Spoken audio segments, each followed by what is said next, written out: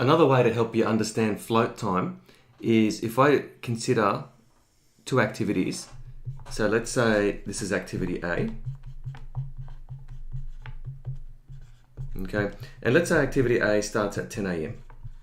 just for argument's sake.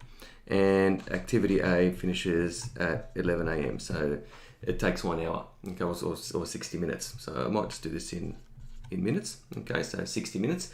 Let's say then we have an activity B. Okay, and activity B is a shorter activity. Okay, and it goes for 30 minutes. Okay, now activity B also starts at 10 a.m. but it finishes at 10:30.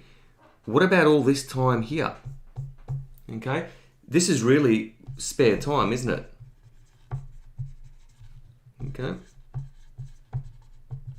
Okay, so it's really spare time of 30 minutes. Now, does that mean then that activity B has to start at 10 a.m. or could we start activity B really at any time? So a way to think of then float, or why it's called float time, it's actually quite straightforward. Let's assume this pen represents activity B. Activity B effectively floats on activity A.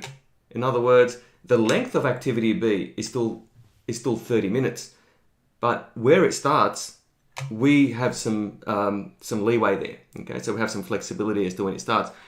The latest it can start though is obviously at 10:30. Okay, so that gives us still enough time to finish activity A such that the entire project finishes at 11 o'clock. If we start activity B a bit later than 10:30, then the activity B will overshoot activity A and we've actually delayed the project. Okay, so think of float or float time as the activities that are non-critical float on the activities that are critical, and the amount of float that we have, so the amount of distance that the activity can float, really is just the gap. So therefore, that's why the formula is latest start time minus the activity length minus the earlier start time, EST.